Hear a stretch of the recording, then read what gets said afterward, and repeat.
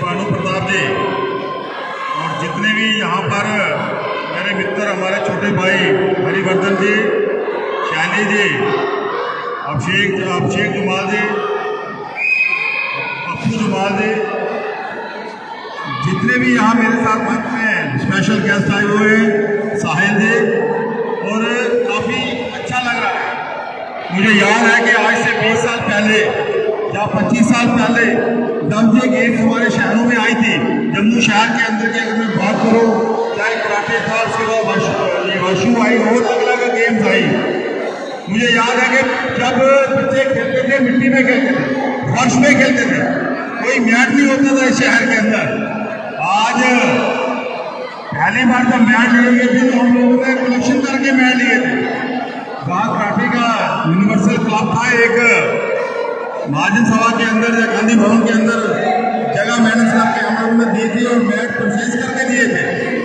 लेकिन अगर मैं आज की बात करूं, जब से इस देश की बागडोर हमारे आदरणीय प्रधानमंत्री नरेंद्र भाई मोदी ने संभाली है, खेलो इंडिया के अंदर पूरे देश के हर डिस्ट्रिक्ट में, मैं अभी बात कर रहा था भाई साहब से, ऐसे हाल ऐसे ये जो है सेंटर बन गए और पूरे मैच पूरे इक्विपमेंट वहाँ पहुँच गए और 5-5 कोर्सेज भी दिए गए हैं। ये पहली बार हो रहा है। हम सोचते थे पहले हरियाणा बहुत आगे निकल गया था, बाकी स्टेट्स बहुत आगे थी, लेकिन जम्मू कश्मीर जो था हमारा, ये हम टेल एंड पे हिंदुस्तान के आखिरी कोने में है। यहाँ 370 था, बहुत सी सेक्शन थी, कोई कानून पास होता था तो जम्मू कश्मीर में नहीं उसका फायदा होता था। उस कानून में लिखा जाता था एक्सेप्ट जम्मू एंड कश्मीर, जम्मू कश्मीर को छोड़कर कोई हमारा नेशनल इंटरनेशनल प्लेयर नहीं निकलता था। वो याद है क्रिकेट में या किसी और में कोई अपना बच्चा होता था, मैं उसे कहता था तू दिल्ली चला जा, तू बेंगलोर चला जा, चेन्नई चला जा, तू कहीं और चला जा, अगर तुम्हें नेशनल इंटरनेशनल में निकलना है, जम्मू में खेल के नहीं निकल सकता।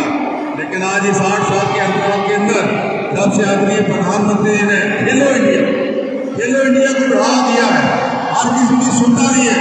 अपने जम्मू कश्मीर के अंदर, पूरे देश के अंदर आज चाहे कोई भी गेम हो, वशु हो, कराटे हो, क्रिकेट हो, हॉकी हो, कोई भी किसी किस्म की गेम हो, कॉमनवेल्थ के अंदर, नेशनल इंटरनेशनल के अंदर, पहले हम भारत का मेडल जब लिस्ट देखते थे, हम भारत को नीचे देखते थे, आज में भारत को मेडल आया नहीं आया। लेकिन आज वक्त बदला है। आज हमारे जो कोचिंग हैं, जो हमारे ऑफिसर्स हैं, हमारे जो पेरेंट्स हैं, बच्चे हैं, उन्होंने इतनी मेहनत की है, आज हमारा भारत का नाम जो है वो टॉप पे आता है। इतने गोल्ड आ गए, इतने सिल्वर आ गए, इतने ब्रोंज आ गए, इतना भारत आगे बढ़ रहा है। इतने बच्चे, हमारे छोटे बच्चे, अभी यहाँ 5 साल का बच्चा आया था, 4 साल का बच्चा आया था, कैसे बच्चे लगन के साथ उस बच्चे को 3-4 साल के अंदर मेहनत करती है अपनी गेम की और उसको कोचिंग तैयार करता है। हर के अंदर टैलेंट है, लेकिन ये हमारे कोचिंग उस टैलेंट को निकालते हैं, उनको भी पावर देते हैं, आगे बढ़ाते हैं। यहाँ जो पंजाब के कोचिंग हैं, यहाँ बाहर से मणिपुर से कोचिंग आई है, नेपाल है, मैं बड़ा वाली हूँ और मैं जिन टीम है इनकी, इस टीम को मैं अपनी तरफ से, जम्मू मुस्लिम कॉर्पोरेशन की तरफ से और जम्मू वासियों की तरफ से बहुत बहुत बधाई देता हूँ, बहुत बहुत मुबारकबाद देता हूँ कि आप इसी तरह मेहनत करते रहिए। जो अभी आने वाले समय में आप जम्मू कश्मीर आप देख लेना, हमारा जम्मू और जम्मू कश्मीर के जो प्लेयर है, हर गेम के अंदर जहाँ जाओगे आपको नेशनल में, इंटरनेशनल में, कॉमनवेल्थ में, हर जगह आपको अपने बच्चे मिलेंगे। मैं दोबारा एक बार आप सबका बहुत बहुत धन्यवाद करता हुआ, हरिवर्धन जी का मुझे कल फोन आया था, मैंने कहा मैं कोशिश करूँगा 1-2 मीटिंग से 5 बजे मीटिंग को फ्री करके मैं यहाँ पर आया। मैं एक बार अपने जो बच्चों के पेरेंट्स हैं यहाँ आए हुए हैं, जो नहीं आए हुए हैं, उनको मुबारकबाद देता हूँ, उनका धन्यवाद करता हूँ। इस तरह बच्चों को इस गर्मी के अंदर वो खुद बाहर बैठते हैं गर्मी में और बच्चों को मौका देते हैं खेलने के लिए। एक छोटा सा हमारा इंटरनेट हमारा ये यहाँ पर एक स्टेडियम, इंडोर स्टेडियम, क्या फटे हाथ है, उसके नीचे फ्लोरिंग नहीं होती थी, ऊपर छत नहीं होती थी, पीने के लिए पानी नहीं मिलता था। आज धीरे धीरे हम लोग आगे बढ़ रहे हैं और इसी तरह अगर बच्चे को आगे ले जाना है, पेरेंट्स का योगदान, कोचिज का योगदान, ऑफिसर का योगदान, सरकार का योगदान, तो सरकार के ऑफिसर हैं, लगन और मेहनत के साथ इस काम को कर रहे हैं। मैं बात कर रहा था तो आज 10 डिस्ट्रिक्ट में ऐसे हमारे स्टेडियम तैयार हो गए हैं, बच्चे निकल रहे हैं, जो हीरे हैं, डायमंड है, ये रतन है, तो गाँव के अंदर है।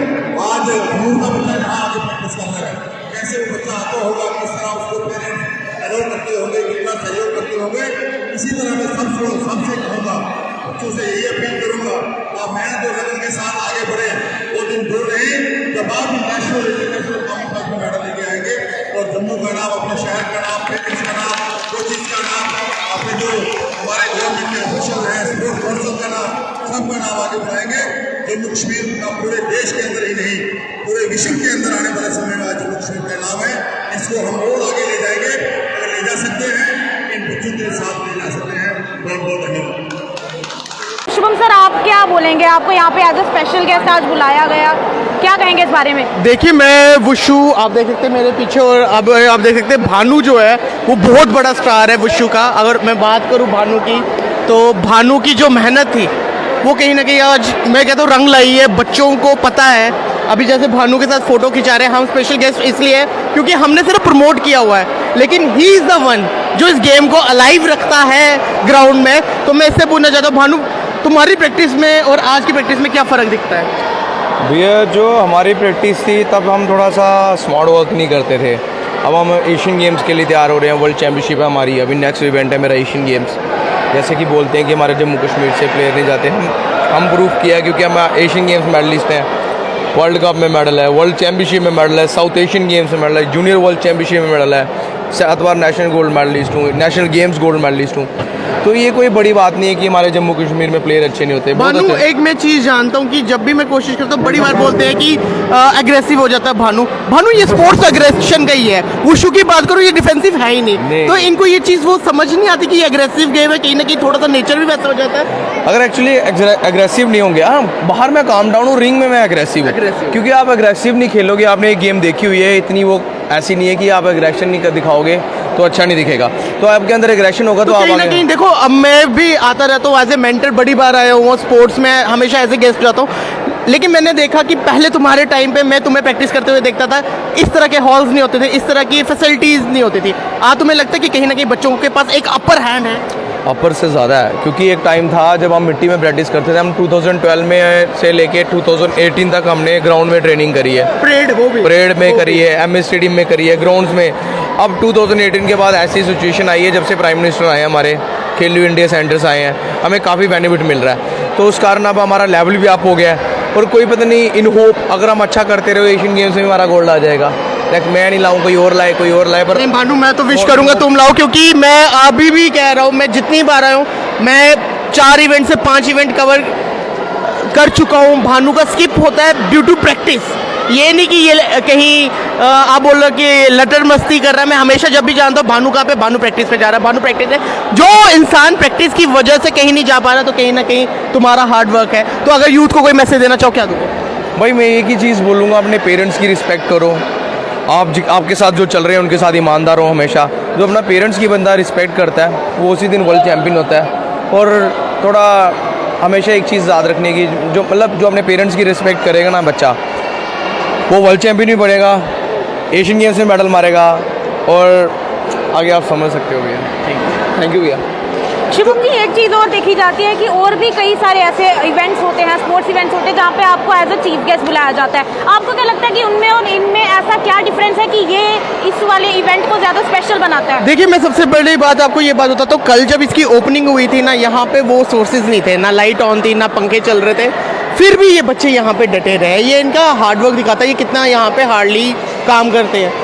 मीडिया की बात करूँ, मीडिया कवरेज जो स्पोर्ट्स को वो कम मिलते हैं, वो सिर्फ ओपनिंग एंड क्लोजिंग पे मिलते हैं। लेकिन इन बच्चों को जो प्रमोट करना है, आज के टाइम पे इन्फ्लुएंसर, टिकटॉक वगैरह आ गए, बच्चे उसमें बिजी है। लेकिन ये बच्चे जो है रियल हीरोज ऑन ग्राउंड बैठ के मेडल निकालने की सोचो, ये काफ़ी काबिल है। क्योंकि मैं खुद भी स्पोर्ट्स में रहा हूँ, इसलिए मैं जानता हूँ कि मेरे टाइम पे वो रिसोर्सेज नहीं थे जो आज के टाइम पे रिसोर्सेज है, कहीं ना कहीं प्राउड भी होता है इन बच्चों को देख के। भानु के साथ मैं खेला हुआ हूँ, और ये नहीं कि सिर्फ वुशु में हैंडबॉल भानु अच्छा खेलता था, मेरे साथ खेला हुआ, वंशदीप के साथ मैं खेला हुआ हूँ। शुभम जी, एक चीज़ और देखी जाती है कि पहले के टाइम पे पेरेंट्स जो थे वो बच्चों को इस चीज़ को लेकर इतना सपोर्ट नहीं कर पाते थे, पर लेकिन आजकल पेरेंट्स बच्चों को हर बार टैप करते हैं कि नहीं बेटा तुम जाओ। देखिए, मैं अच्छा अपने करो, केस क्या में बताता हूँ कि मैं घर में जब बड़ा बच्चा था, मुझे मेरे फादर सड़क भी क्रॉस करने नहीं देने देते थे, क्योंकि एमएएम स्टेडियम जाना होता था। कितनी बार फुटबॉल के जो मैचेस होते थे मेरे, वो श्रीनगर में होते थे, जम्मू में इतनी प्रेफरेंस नहीं थी उस वजह से, या दिल्ली में हमारा सिलेक्शन होता था, तो काफ़ी वो प्रॉब्लम आती थी। लेकिन आजकल हर जगह जहाँ सेंटर बन गए हैं, कहीं ना कहीं एक चीज़ तो बदली है मेरे भारत में, खेलो इंडिया की तरह। जैसे हरियाणा से मैं पढ़ के आया हूँ, हरियाणा में हर,